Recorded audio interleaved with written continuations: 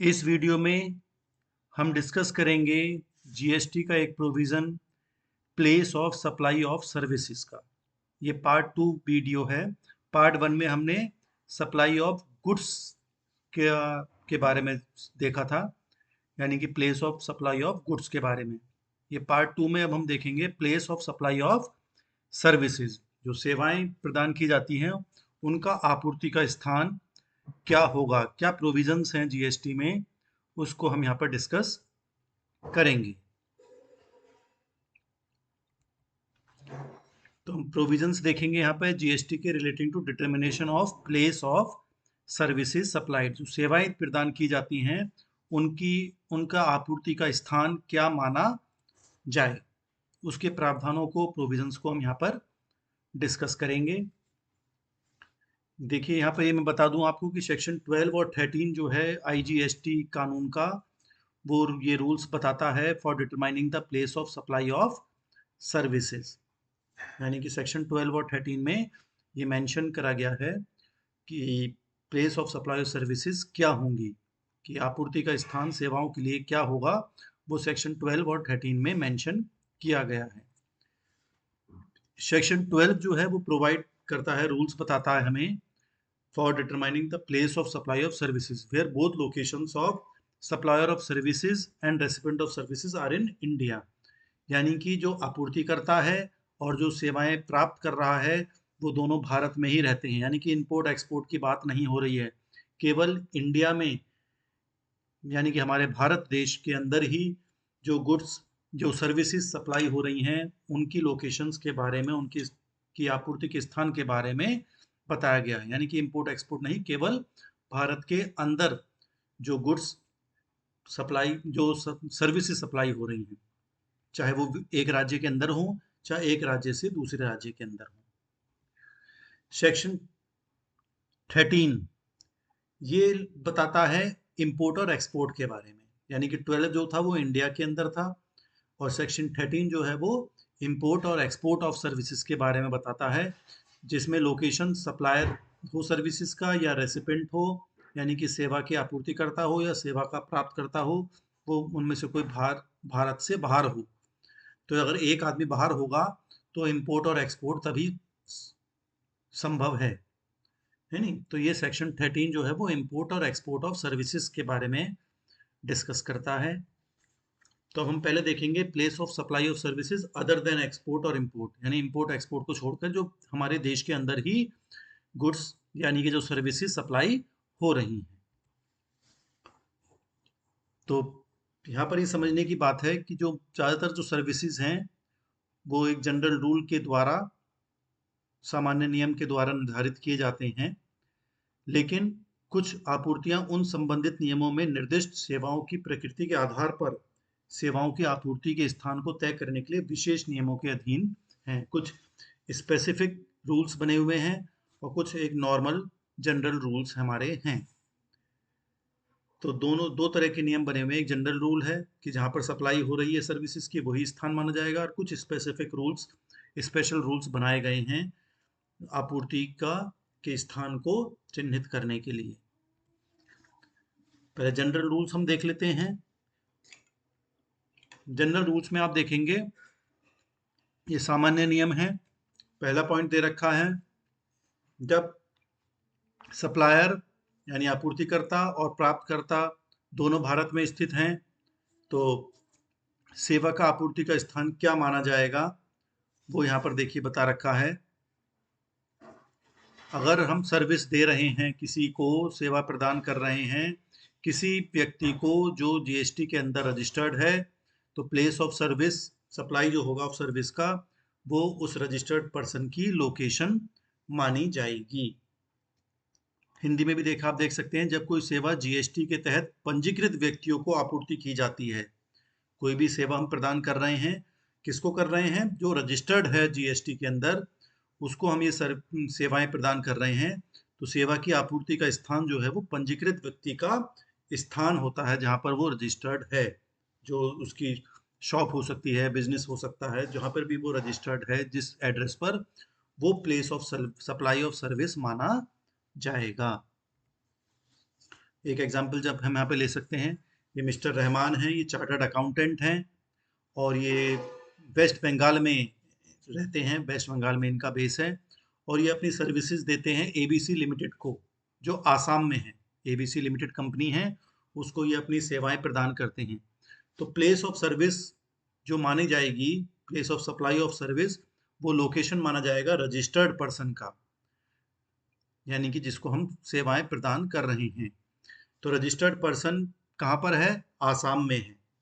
तो मिस्टर रहमान जो हैं वो इंटीग्रेटेड जीएसटी चार्ज करेंगे, क्योंकि वो पश्चिम बंगाल के हैं और जो सेवाएं दे रहे हैं जिस रजिस्टर्ड आदमी को, वो रहता है आसाम में।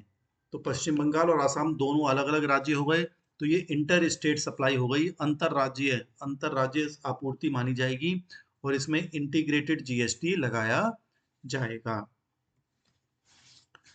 दूसरा पॉइंट देखते हैं कि जब सर्विसेज प्रोवाइड करी जा रही हैं किसी अनरजिस्टर्ड पर्सन को, अभी पिछला पॉइंट देखा कि वो रजिस्टर्ड है, जिसको हम सर्विसेज दे रहे हैं वो रजिस्टर्ड है जीएसटी के अंदर, लेकिन अब ये दूसरा पॉइंट है, जो वहां पर पंजीकृत व्यक्ति वो नहीं है, मीन्स अपंजीकृत व्यक्ति को प्रदान हम कर रहे हैं सेवाएं, तो क्या होगा? तो जब हम सर्विसेज प्रदान कर रहे हैं अपंजीकृत व्यक्ति को, अनरजिस्टर्ड पर्सन को, तो उसका एड्रेस अगर है हमारे पास, रिकॉर्ड्स में हमारे पास है कि भाई यहाँ पे हम ये सर्विस दे रहे हैं, तो वो प्लेस ऑफ सर्विस क्या माना जाएगा? वो जो लोकेशन है उस अनरजिस्टर्ड पर्सन की, जो उसने एड्रेस लिखवाया है। तो अपंजीकृत भी है, अनरजिस्टर्ड है, लेकिन उसका एड्रेस मेंशन करा गया है, एड्रेस है हमारे पास, तो place of supply of service जो है वो वही लोकेशन मानी जाएगी जो उसने एड्रेस बताया गया है अनरजिस्टर्ड पर्सन का। जैसे समांता फर्नीचर वाले हैं ये कलकत्ता के, ये सर्विसेज देते हैं मिदनापुर के अमित को। अब location of supply of services is in West Bengal, क्योंकि ये वेस्ट बंगाल में है, तो यहाँ पर सीजीएसटी और जीएसटी लागू होगा। ये इंट्रा स्टेट है, अंतरराज्यीय माना जाएगा, ये इंट्रा स्टेट सप्लाई मानी जाएगी। अब बात ये आती है तीसरा पॉइंट में कि अपंजीकृत व्यक्ति है जिसको हम सेवाएं दे रहे हैं, वो अनरजिस्टर्ड पर्सन है और उसका एड्रेस भी नहीं है हमारे रिकॉर्ड में, उसका एड्रेस हमारे रिकॉर्ड में नहीं है।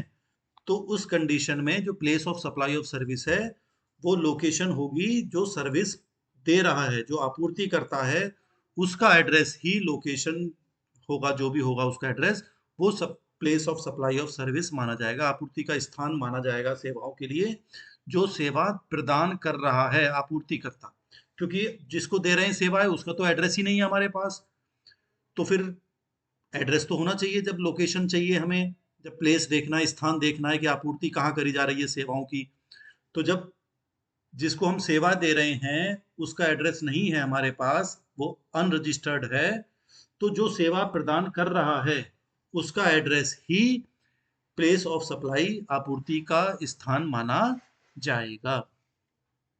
अगर एड्रेस है तो ठीक है, अगर एड्रेस नहीं है तो जो सेवाएं प्रदान कर रहा है उसका ही एड्रेस जो होगा, वो लोकेशन होगी, वही place of supply of services माना जाएगा। एग्जाम्पल ले लेते हैं, एक इन्फोटेक कोलकाता की कंपनी है, ये कंप्यूटर रिपेयर सर्विसेज देती है राहुल को झारखंड में, जो अनरजिस्टर्ड पर्सन है और उसका एड्रेस भी नहीं है हमारे पास। तो इस सिचुएशन में प्लेस ऑफ सप्लाई जो है वो पश्चिम बंगाल ही माना जाएगा। तो वो पश्चिम बंगाल है तो अंतरराज्य हो गई, इंट्रा स्टेट हो गया, क्योंकि वो कलकत्ता में रहते हैं और वही प्लेस ऑफ सप्लाई माना जाएगा, तो इसलिए वो इंट्रा स्टेट सप्लाई कहलाया जाएगा।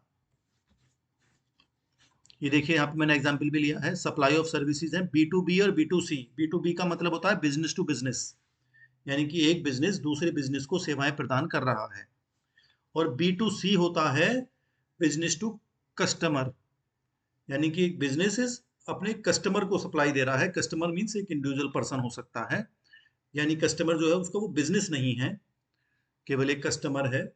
जैसे कि मैं मोबाइल सर्विसेज यूज करता हूँ तो मैं एक सर्विस यूज कर रहा हूँ, तो मैं कोई बिजनेस तो नहीं हूँ, मैं तो एक कस्टमर ही हूँ, है ना। तो वो बिजनेस टू कस्टमर माना जाता है। बिजनेस टू बिजनेस यानी कि दोनों सेवा प्रदान करने वाले और सेवा प्राप्त करने वाले दोनों ही बिजनेस एंटिटी हैं, तो उसे हम बिजनेस टू बिजनेस यानी B2B कहा करते हैं। तो B2B कंडीशन में क्योंकि बिजनेस है तो उसका एड्रेस होगा, तो जो लोकेशन ऑफ रेसिपिएंट है, जो प्राप्त करता है सेवाओं का, उसका स्थान वो supply of service, place of supply माना जाएगा। लेकिन बिजनेस टू कस्टमर में क्या होता है, कस्टमर का सर्विस का एड्रेस नहीं है, तो अगर एड्रेस रिकॉर्ड में है तो उसका प्राप्तकर्ता जो सर्विस प्राप्त कर रहा है उसका लोकेशन प्लेस ऑफ सप्लाई माना जाएगा। लेकिन अगर एड्रेस नहीं है तो फिर जो सप्लायर है, जो आपूर्ति कर रहा है सेवाओं की, उसका ही एड्रेस को ही place of supply of service माना जाएगा। तो ये जनरल रूल जो हैं ये हमारे सामान्य नियम हैं, बी से बी हो गया या बी से B2C हो गया, आपूर्ति के बीच अंतर को ध्यान में रखते हुए बनाया गया है। यह नियम जीएसटी अधिनियम के समग्र दर्शन के साथ बहुत अच्छी तरह से जुड़ा हुआ है, जो कि गंतव्य आधारित उपभोग कर है, क्योंकि जीएसटी जो है वो उपभोग कर माना जाता है, डेस्टिनेशन बेस्ड है, कि जहाँ पर वो जिस जगह पर उपभोग किया जाएगा सामान का, सेवाओं का, वहीं पर उसका टैक्स लगेगा। अब कुछ हम विशिष्ट नियम पढ़ लेते हैं, स्पेसिफिक रूल्स हैं, वो तो जनरल नियम थे, लेकिन स्पेसिफिक रूल्स भी हैं हमारे पास, तो इनको भी देख लेते हैं। यहाँ पर देखिए बताया गया है, place of supply of services concerning immovable property. तो अगर हम कोई सर्विसेज दे रहे हैं किसी इमूवेबल प्रॉपर्टी, अचल संपत्ति से संबंधित सेवाएं दे रहे हैं, तो उसकी लोकेशन जो होगी, जो place of supply of services है, वो इमूवेबल प्रॉपर्टी, अचल संपत्ति जहां पर है, वही स्थान आपूर्ति का स्थान माना जाएगा, चाहे वो B2B हो चाहे B2C हो, कोई भी हो। अब जैसे रूल्स हो गए, जैसे आर्किटेक्चर होते हैं, आर्किटेक्ट होता है ना, आर्किटेक्ट है या सिविल इंजीनियर हैं कि घर का नक्शा बना रहे हैं, तो जहां पर घर होगा, क्योंकि वो अचल संपत्ति है, जहां पर घर होगा वही आपूर्ति का स्थान माना जाएगा। कंस्ट्रक्शन हो गया या अकोमोडेशन हो गया, गेस्ट हाउस हो गए, होटल हो गए, इस तरह के जो आइटम्स हैं, जो जो क्योंकि ये अचल संपत्ति हैं, ये संपत्ति इधर से उधर नहीं जा सकती, प्रॉपर्टी हैं, तो यहाँ पर अगर कोई सेवा दी जा रही है तो उस प्रॉपर्टी का जो एड्रेस होगा वही आपूर्ति का स्थान माना जाएगा। देखिए, designing services pertaining to hotel, एक होटल को कंस्ट्रक्ट कर रहे हैं, उसका डिजाइनिंग कर रहे हैं, एक आर्किटेक्ट हैं, और ये मुंबई में, कल क्लाइंट भी मुंबई में है, तो प्लेस ऑफ सप्लाई क्या माना जाएगा, दिल्ली माना जाएगा, क्योंकि कंस्ट्रक्शन कहाँ हो रहा है, दिल्ली में हो रहा है, क्योंकि वो प्रॉपर्टी कहाँ पर है, दिल्ली में है, क्लाइंट है मुंबई में, आर्किटेक्ट भी मुंबई में है, लेकिन जो होटल जो बन रहा है वो दिल्ली में बन रहा है, तो उस कंडीशन में प्लेस ऑफ सप्लाई जो है वो, क्योंकि प्रॉपर्टी दिल्ली में है, तो आपूर्ति का स्थान दिल्ली ही माना जाएगा, और यहाँ पे इंटीग्रेटेड जीएसटी अप्लाई होगा, इंटीग्रेटेड जीएसटी कलेक्ट करा जाएगा, क्योंकि आर्किटेक्ट तो मुंबई में है और जो जगह है वो दिल्ली में हो गई, तो इसलिए इंटीग्रेटेड जीएसटी ये inter state supply of services माना जाएगा। दूसरा पॉइंट देखते हैं अब हम, place of supply for the restaurant and catering services या personal grooming, health, beauty services is the location of actual performance. यानी कि रेस्टोरेंट है, आप रेस्टोरेंट में जाते होंगे खाने पीने, होटल में जाते हैं खाने पीने, खान पान सेवाएं हैं, ब्यूटी पार्लर वगैरह है, या हेल्थ सर्विसेज हैं, या जिम वगैरह में आप जा रहे हैं, तो जो सर्विसेज आपको मिल रही हैं भाई, ये सब चीज़ें सर्विसेज ही तो हैं, सेवाएं तो हैं, तो जो ये आपको सेवाएं मिल रही हैं, इसका जो स्थान है वो जहाँ पर परफॉर्मेंस हो रही है, जहाँ पर एक्टिविटी हो रही है, वही स्थान आपूर्ति का स्थान माना जाएगा।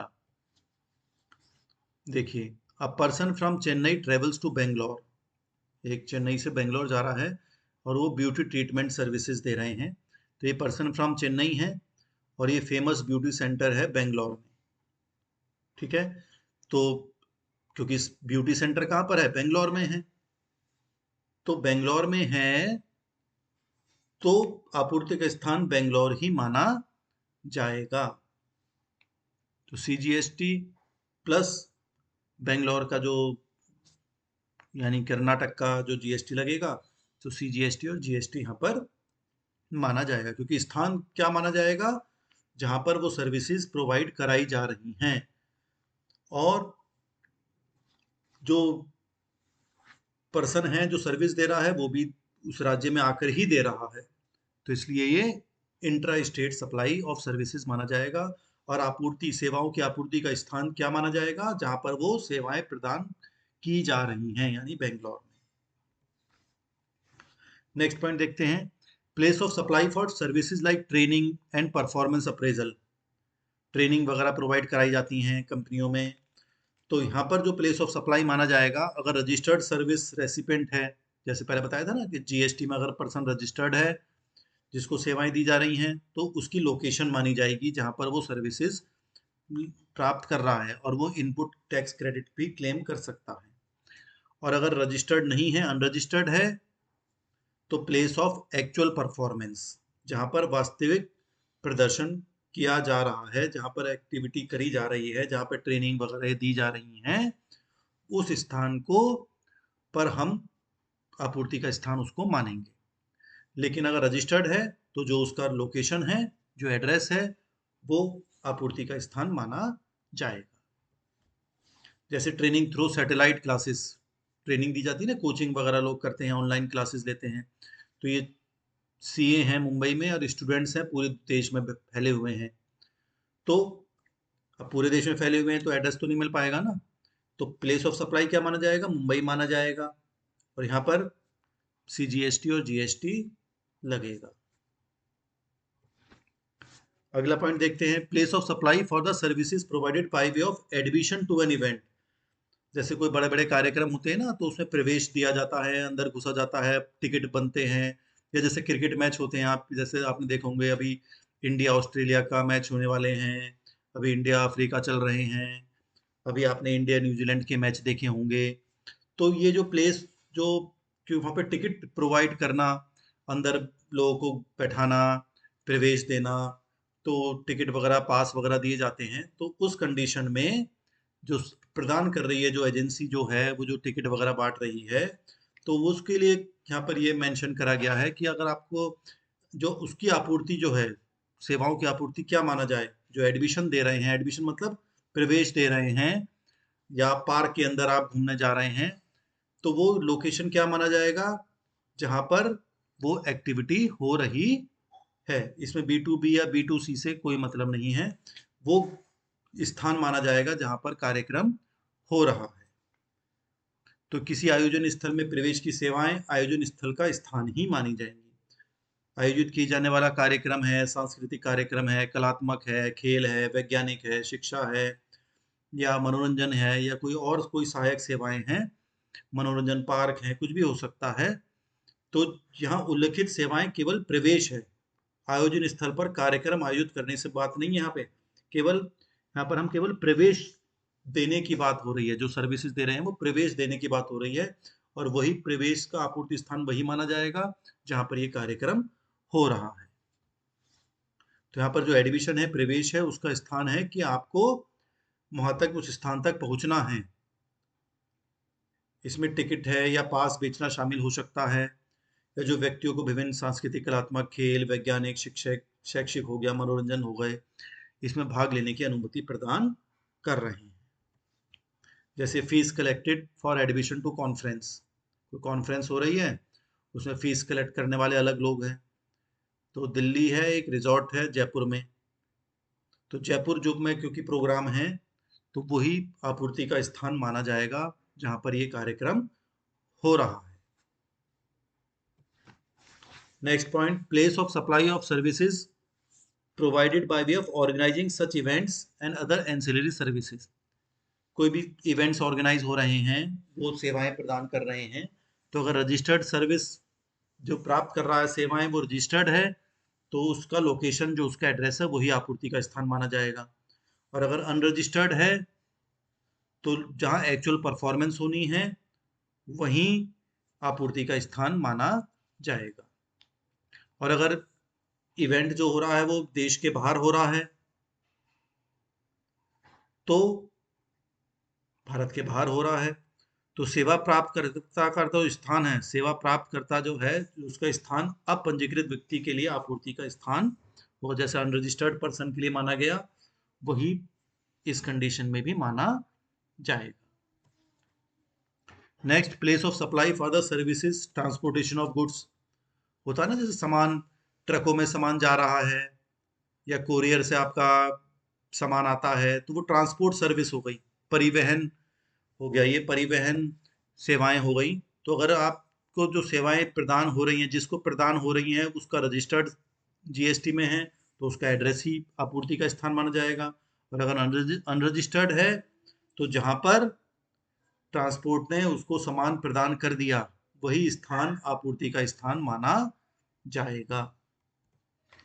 जैसे ट्रांसपोर्टेशन ऑफ गुड्स B2B है, यानी बिजनेस टू बिजनेस है, तो उनका एड्रेस होगा, तो जहां पर उसने प्राप्तकर्ता ने प्राप्त करा, लोकेशन उसकी जो होगी वही स्थान माना जाएगा। लेकिन अगर कस्टमर को दे रहे हैं और उसका एड्रेस नहीं है, तो जहां पर उसको सामान दिया गया वही स्थान आपूर्ति का स्थान माना जाएगा।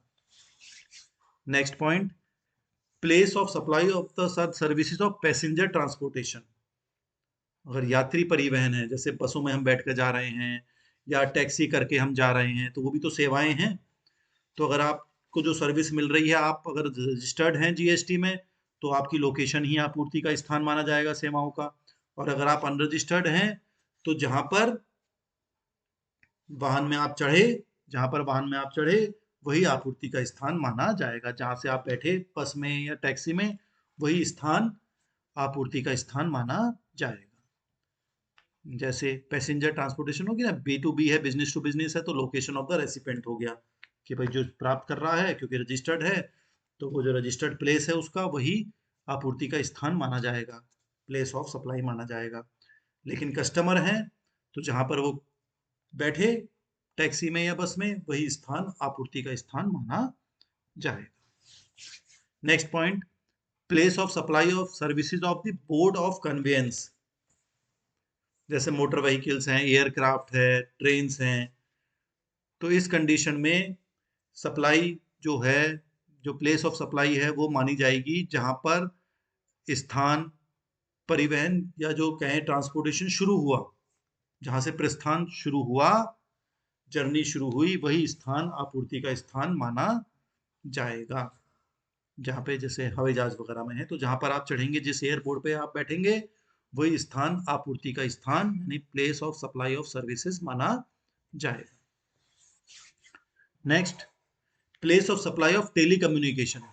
टेलीकम्युनिकेशन जैसा आप मोबाइल वगैरह लेते हैं ना, पोस्ट पेड है होता है, प्रीपेड होता है ना, या केबल डिश एंटीना चलते हैं ना, केबल वाले आते हैं, केबल वालों का भी ये भी सप्लाई है, सेवाएं हैं हमारी।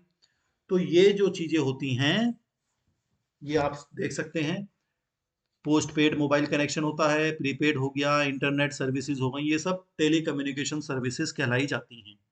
तो इनका भी आपूर्ति का स्थान तीनों सबके लिए अलग अलग है, वो हम देखते हैं। देखिए, अगर फिक्स्ड लाइन है, वो अगर तार वाला BSNL वाला आपका कनेक्शन है, तो जहाँ पर ये केबल लगा हुआ है, या जहाँ पर आपको एंटीना लगा हुआ है, डिश एंटीना लगा हुआ है, या जहाँ पर आपको इंटरनेट फैसिलिटी मिली हुई है, वो स्थान जहाँ पर है, जिस जगह पर आपको ये फैसिलिटी मिली हुई है, वही स्थान आपूर्ति का स्थान माना जाएगा, जहाँ पे तार खिंच के आ रहा है आपके घर में।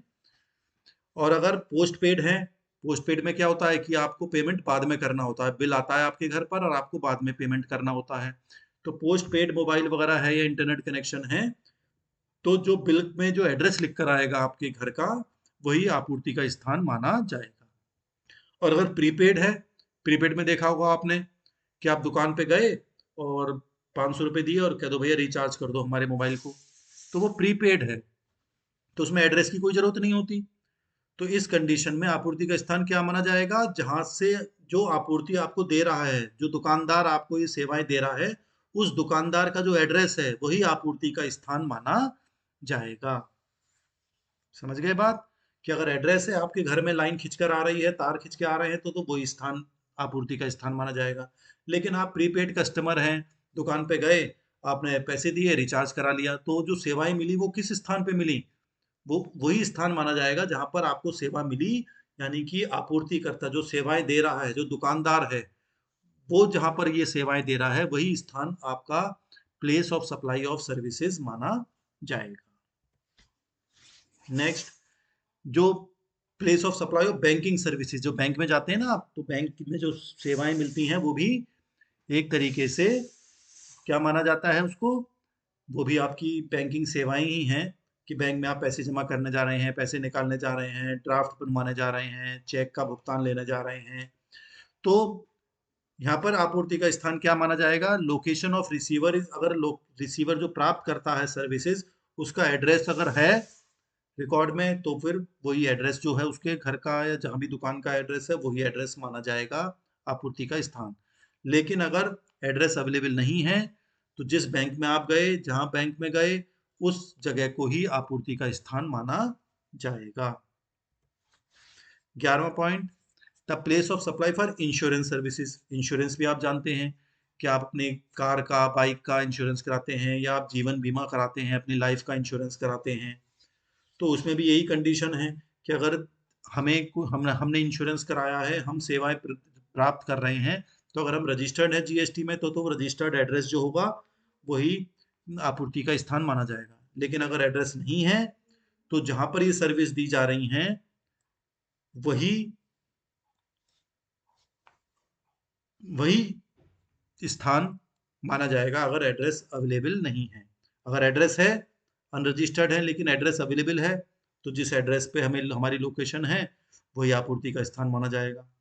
लेकिन अगर एड्रेस नहीं है, तो जहां पर ये सेवाएं प्रदान हो रही हैं वही स्थान आपूर्ति का स्थान माना जाए। तो चाहे केंद्र हो या राज्य केंद्र शासित प्रदेश हो, सरकार को प्रदान की जाने वाली विज्ञापन सेवाओं के लिए ये विशेष नियम बनाया गया है। जैसे एडवर्टीजमेंट आपने देखा होगा, अखबारों में एडवर्टीजमेंट आते हैं, सरकारी एडवर्टीजमेंट भी आते हैं। सरकार अपने अपने अपने जो वेलफेयर एक्टिविटीज करती है, वेलफेयर स्कीम्स ला रही है, समाज के फायदे के लिए कुछ स्कीम्स ला रही है, वो उसका प्रचार कर रही है अखबारों के माध्यम से। तो जो एडवर्टीजमेंट है उसके बारे में भी ये कुछ प्रोविजंस बनाए गए हैं, वो हम देखते हैं।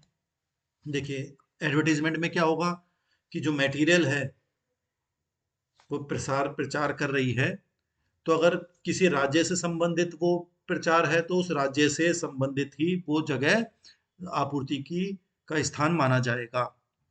कि अगर कोई उत्तर प्रदेश से संबंधित विज्ञापन है सरकार का, तो उत्तर प्रदेश ही आपूर्ति का स्थान सेवाओं का माना जाएगा। लेकिन कुछ ऐसे विज्ञापन होते हैं जो पूरे देश के लिए होते हैं, हर राज्य के लिए होते हैं, तो वहां पर अनुपात के हिसाब से उचित आधार पर वो स्थान मान लिया जाएगा, जिन जिन राज्यों में वो प्रसारित हो रहा है विज्ञापन। तो वहाँ अनुपात का नियम या कोई अन्य उचित आधार लागू किया जा सकता है। वो डिपेंड करेगा कि कौन सी सरकार है और क्या सरकार उस समय नियम बना रही है। तो इस बात पर विचार करते हुए, चर्चा किए गए विभिन्न प्रावधानों में आपूर्ति के स्थान को विशेष रूप से शामिल किया गया है। यहाँ पर ये ध्यान में रखना होगा और याद रखना होगा कि आपूर्ति के स्थान की पहचान यह निर्धारित करने के उद्देश्य से है कि यह एक अंतर्राज्य आपूर्ति है या अंतराराज्यीय आपूर्ति है, यानी कि इंटर स्टेट है या इंट्रा स्टेट है। इसीलिए place of supply of services के प्रोविजंस को ध्यान से हमें पढ़ना चाहिए, क्योंकि अगर गलत इंटर स्टेट की जगह इंट्रा स्टेट हो गया या इंट्रा स्टेट की जगह इंटर स्टेट हो गया, तो टैक्स बदल जाएगा और फिर आम जनता को या जो भी व्यापारी वर्ग है उसको परेशानी झेलनी पड़ेगी। अब हम देखते हैं place of supply of services in case of export और इंपोर्ट। अभी हमने अपने देश में ही व्यापारिक गतिविधियां देखी, अब हम देखेंगे कि अगर इंपोर्ट और एक्सपोर्ट होता है तो आपूर्ति का स्थान, supply, place of supply of services क्या माना जाएगा। तो यहाँ पर ये ध्यान में रखेंगे कि आईजीएसटी नियम की धारा 13 के अनुसार ये निर्धारित किया गया है कि जहां पर सेवाओं का आदान प्रदान हो रहा है दूसरे देशों से, हम सेवाओं की आपूर्ति के स्थान का विश्लेषण कर सकते हैं जहां कोई एक आपूर्तिकर्ता या प्राप्तकर्ता भारत के बाहर स्थित हो। भाई इंपोर्ट एक्सपोर्ट तो तभी होगा ना जब हम विदेश में सामान बेचेंगे, तो या तो विदेश से सामान आएगा या विदेश से को सेवाएं जाएंगी, या सेवाएं प्राप्त करेंगे या सेवाएं हम प्रदान करेंगे। तो एक ना एक पार्टी भारत के बाहर होनी चाहिए। अगर दोनों ही देश में हैं, दोनों व्यापारी अपने ही देश में हैं, तो फिर तो वो आदान प्रदान करते रहेंगे, बाहर जाने का कोई मतलब ही नहीं है। तो इसलिए इंपोर्टर या एक्सपोर्टर एक जना बाहर का होना चाहिए। पहले एक्सपोर्ट का मतलब समझ लेते हैं। एक्सपोर्ट का मतलब है, यहाँ पर सप्लाई हम सर्विसेज दे रहे हैं, the supplier of services located in India. Export का मतलब क्या है कि हम सेवाएं बाहर देंगे। तो जो सप्लायर है, सेवा देने वाले, मगर मैं सेवा देना चाहता हूँ तो मैं भारत में रहता हूँ और विदेश में जाके अपनी सेवाएं प्रदान करूंगा। और रेसिपेंट जो है, प्राप्त करता है, जो वो बाहर होना चाहिए देश की। तो place of supply of services outside India, क्योंकि सेवाएं हम बाहर दे रहे हैं तो आपूर्ति का स्थान देश के बाहर ही माना जाएगा। A payment for such service has been received by the supplier of service in convertible foreign exchange। जो पेमेंट हमें मिलेगा वो विदेशी मुद्रा के द्वारा मिलता है, जिसको हम कन्वर्ट कर सकते हैं रुपए में। और सप्लायर ऑफ सर्विस और recipient of service are not merely establishments of a distinct person in accordance with explanation 1 of section 8। ये धारा 8 में कुछ स्पष्टीकरण दिए गए हैं कि आपूर्तिकर्ता जो है और सेवा के प्राप्तकर्ता केवल एक विशिष्ट व्यक्ति के प्रतिष्ठान नहीं है, कोई एस्टेब्लिशमेंट नहीं है, कोई भी व्यक्ति हो सकता है, एक इंडिविजुअल पर्सन भी हो सकता है। अब बात करते हैं इंपोर्ट की। इंपोर्ट में आयात करेंगे हम सर्विसेज। तो यहाँ पर क्या है कि जो सप्लायर है, सेवाएं प्रदान करने वाला है, वो बाहर का आदमी है, और जो हम सेवाएं लेंगे वो हम भारत में लेंगे, यानी कि भारत में स्थित है प्राप्तकर्ता। और प्लेस ऑफ सप्लाई क्या माना जाएगा, यहाँ पे आपूर्ति का स्थान भारत में ही माना जाएगा, क्योंकि सेवाएं हमें भारत में लेनी है। सेवाओं की अंतर्राष्ट्रीय आपूर्ति की आपूर्ति का स्थान इस प्रकार है, देखिए किस प्रकार हम प्लेस ऑफ सप्लाई मानेंगे। तो जनरल प्रोविजन है यहाँ पर भी कि आपूर्ति का स्थान जो है वो निर्धारित करने का सामान्य प्रावधान यह है कि प्लेस ऑफ सप्लाई जो है सर्विसेज की, वो प्राप्तकर्ता का स्थान माना जाता है। कि अगर जहाँ पर सेवाएं दी जा रही हैं, जहाँ पर प्राप्तकर्ता सेवाओं को जो प्राप्त कर रहा है, उसका जो स्थान है वही आपूर्ति का स्थान माना जाएगा। लेकिन अगर हम उस स्थान को ज्ञात नहीं कर सकते जहाँ पर ये सेवाएं दी जानी थी, जो प्राप्त करता है उसका स्थान हम नहीं पता लगा पा रहे हैं, तो जो आपूर्ति कर रहा है उसका स्थान को ही हम आपूर्ति का स्थान माना जाएगा, क्योंकि जो प्राप्त कर रहा है वही पेमेंट करेगा। अब आपूर्ति जो प्राप्त कर रहा है सेवाएं, उसका स्थान हम नहीं पता लगा पा रहे हैं, तो जो सेवाएं प्रदान कर रहा है उसकी जगह को ही हम आपूर्ति का स्थान मान लेंगे। तो इनके कुछ स्पेसिफिक प्रोविजंस हैं, विशिष्ट प्रावधान हैं, तो वो हम देख लेते हैं। अब पहला देखिए, यहाँ पे समझने की बात है, place of supply of services, POS का मतलब प्लेस ऑफ सप्लाई है, of services in respect of goods made available by recipient to supplier. यानी कोई चीज़ हमें सही करानी है, मान लो मुझे अपना एसी खराब हो गया, एसी सही कराना है, तो मैं एसी सेवा जो सेवाएं प्रदान करेगा उसको मैंने वो एसी प्रदान कर दिया, उसको अपना एसी दे दिया मैंने, जिस पर वो सेवाएं प्रदान करेगा, एसी को सही करेगा। तो वो लोकेशन देखी जाएगी कि वो जो एक्चुअल वर्क है वो कहाँ पर हो रहा है, ये वो आपूर्ति का स्थान माना जाएगा। तो जो सेवाएं दी जा रही हैं यहाँ पर, ये ध्यान देने योग्य की बात है कि सामान केवल प्राप्तकर्ता द्वारा उपलब्ध कराया जाना चाहिए, ना कि उसके प्रतिनिधि द्वारा। यानी कि अगर मेरा एसी खराब है तो मैं ही एसी उस आदमी को दूंगा जो उसको सही करेगा, मैं अपने एजेंट के द्वारा नहीं दूंगा। लेकिन जिसको दिया जा रहा है, क्योंकि जो सेवाएं प्रदान करेगा वो खुद भी कर सकता है और उसका एजेंट भी कर सकता है, लेकिन देने वाला जो है, जो मैं सामान दे रहा हूँ वो मैं खुद ही दूंगा, मेरे एजेंट के द्वारा नहीं दिया जाएगा। लेकिन जो सेवाएं प्रदान करेगा वो कोई भी कर सकता है, वो आपूर्तिकर्ता हो सकता है या उसका एजेंट भी हो सकता है।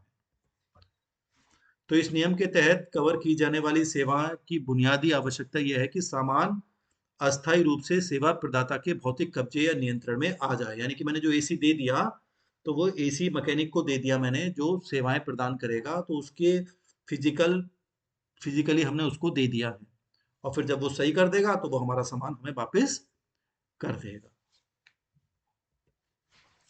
जैसे एक एग्जांपल है, एक मिस्टर ए हैं, उन्होंने गुड्स दिए बी को अपने रिपेयर कराने के लिए, और फिर गुड्स वापस ए के पास वापस आ जाएंगे रिपेयर होने के बाद। तो प्लेस ऑफ सप्लाई क्या माना जाएगा, जहां पर ये सामान सही करा गया, जिस स्थान पर ये सामान को हमने सही करा वही स्थान आपूर्ति का स्थान, प्लेस ऑफ सप्लाई माना जाएगा।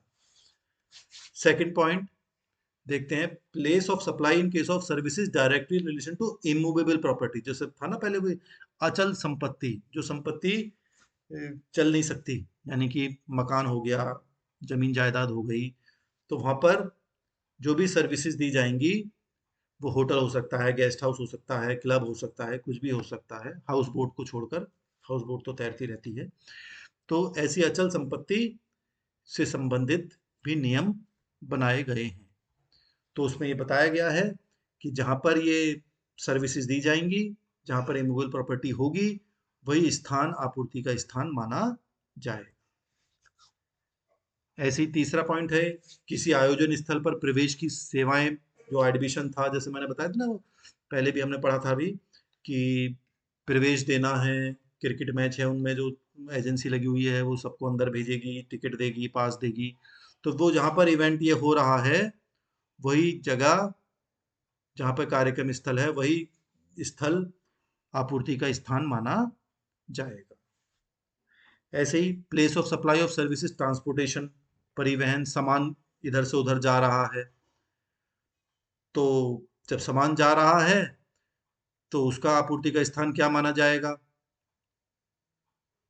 तो अगर एड्रेस है, आपूर्तिकर्ता जिस एड्रेस पे पहुंचाएगा वो एड्रेस अगर प्राप्तकर्ता का है तो ठीक है, नहीं है तो जहां पर ये हैंड ओवर करा जाएगा ट्रांसपोर्ट का सामान, वही स्थान आपूर्ति का स्थान माना जाएगा। जैसे A send some goods through transport from India to USA, mister A हैं, उन्होंने इंडिया से यूएसए, अमेरिका को सामान भेजा, तो जो अमेरिका में जा रहा है तो अमेरिका में पहुंच जाएगा, तो वही स्थान अमेरिका ही आपूर्ति का स्थान माना जाएगा। एक एग्जाम्पल और है, देखिए, कोलकाता में एक पंजीकृत एक ट्रांसपोर्टर हैं जो नेपाल में किसी व्यक्ति के स्वामित्व वाले सामान के संबंध में असम में किसी अन्य व्यक्ति को डिलीवरी के लिए परिवहन सेवा प्रदान करते हैं। यानी कि समझने की बात है, एक ट्रांसपोर्टर हैं कोलकाता में, वो ट्रांसपोर्ट सर्विसेज दे रहे हैं, कुछ सामान आना जाना है, और वो सामान जो है वो किसी नेपाली का है, जो एक कोई व्यक्ति है जो नेपाल में रहता है, लेकिन डिलीवरी करना है आसाम में, आदमी नेपाल में रहता है वो, जिसका सामान है। अब इस केस में क्या होगा कि सर्विस जो है वो, सर्विस जो दी जा रही है वो पर्सन को दी जा रही है जो विदेश में रहता है, नेपाल में रहता है, तो supply will be a taxable supply, और ये will not be consider to be an export. तो ये एक्सपोर्ट नहीं माना जाएगा, क्योंकि आदमी नेपाल में रहता है, सेवाएं जो है वो भारत में ही दी जा रही हैं। नेक्स्ट पॉइंट देख लेते हैं, place of supply of services of transport of passenger, जो पैसेंजर बैठ के जा रहे हैं, तो जहां पर पैसेंजर चढ़ा है, वाहन पे चढ़ता है, वही स्थान आपूर्ति का स्थान माना जाएगा सेवाओं का। जैसे एक रेजिडेंट ऑफ यूएसए हैं, अमेरिका के नागरिक हैं, और वो गोज टू यूके, इंग्लैंड जाते हैं भारत से, तो आपूर्ति का स्थान भारत माना जाएगा, क्योंकि वो भारत में बैठे हैं जहाज में, तो भारत से वो कहाँ जा रहे हैं, इंग्लैंड जा रहे हैं, लेकिन है अमेरिकन, तो आपूर्ति का स्थान सेवाओं के जो प्रदान की जा रही हैं सेवाएं, वो भारत में की जा रही हैं। Next point, place of supply of services supplied on board, जहाज के पर जो सामान दिया जाता है, तो यह भी जब जो सर्विसेज मिलेंगी, वो जहां पर डिपार्चर हुआ, जहां से चीज चली, जहाज चला, वही स्थान आपूर्ति का स्थान माना जाएगा। चाहे हम रास्ते भर उससे खाते पीते रहें, वो अलग बात है, लेकिन अगर कोई सेवाएं मिल रही हैं, तो जहां पर ये सेवाएं शुरू हुई, उसी स्थान को आपूर्ति का स्थान माना जाएगा। सातवां पॉइंट, सर्विसेज, देखिए, बैंकिंग सर्विसेज, जैसे मैंने बताया, बैंक हमें सेवाएं प्रदान कर रहा है, या ट्रांसपोर्ट फैसिलिटीज हैं, तो ये जो लोकेशन जो है, ये प्लेस ऑफ सप्लाई क्या माना जाएगा, जो आपूर्तिकर्ता का स्थान है, जहां पर ये सेवाएं दी जा रही हैं। आप बैंक में गए, तो बैंक में आपने सर्विसेज प्राप्त करी, सेवाएं मिली आपको बैंक में, तो बैंक की जो लोकेशन होगी वही आपूर्ति का स्थान माना जाएगा। जैसे एक एग्जांपल है, इल मिस्टर ए हैं located in India gives interior services to B, कोई सर्विसेज इन्होंने प्रदान की बी को जो अमेरिका में रहता है। तो ए क्योंकि भारत में रहते हैं तो आपूर्ति का जो स्थान है वो इंडिया ही माना जाएगा। Next point, online information database वगैरह होते हैं हमारे, जो ऑनलाइन सूचनाएं प्रदान होती हैं, ऑनलाइन हम चीज़ें लेते हैं। तो जहाँ पर ये सर्विसेज मिल रही हैं, जिस आपूर्ति का स्थान जो है जो सेवा प्राप्तकर्ता का स्थान होगा। अगर मुझे कोई सेवाएं, मैं ऑनलाइन बैठा हुआ हूँ, ऑनलाइन कुछ काम कर रहा हूँ, मुझे कुछ सेवाएं ऑनलाइन मिल रही हैं, तो मैं अपने घर में बैठा हुआ ये काम कर रहा हूँ, तो जो मेरे घर का एड्रेस है, जो मेरे घर का पता है, वही आपूर्ति का स्थान माना जाएगा। तो किसी सेवा की आपूर्ति के दोहरे या गैर कराधान को रोकने के लिए या नियमों के समान अनुप्रयोग के लिए सरकार के पास या सेवाओं या परिस्थितियों के किसी भी विवरण को अधिसूचित करने की शक्ति होगी, जिसमें आपूर्ति का स्थान किसी सेवा के प्रभावी उपयोग और आनंद का स्थान होगा। ये कहा गया है कि डबल टैक्स ना पड़े, कभी दो दो स्थान तय कर दिए कि ये भी स्थान आपूर्ति का हो गया, दूसरा स्थान भी आपूर्ति का हो गया, तो डबल टैक्स ना पड़े और सारे कानून एक जैसे रहें। तो ये सरकार के पास शक्ति रहती है कि वो किसी जगह को आपूर्ति का स्थान निर्धारित कर सकती है। ठीक है, तो उम्मीद है कि ये सेवाओं से संबंधित जो प्रावधान है जीएसटी के, place of supply of services, वो आपके समझ में आ गए होंगे। फिर भी कोई समस्या हो, आप बार बार इस वीडियो को देखिए। मैंने हिंदी और इंग्लिश दोनों माध्यम में आपको लिखा हुआ है, आप उसको पढ़ सकते हैं, वीडियो को बार बार देख सकते हैं। फिर भी कोई समस्या हो, आप कमेंट बॉक्स में लिख दीजिएगा। ठीक है, थैंक यू।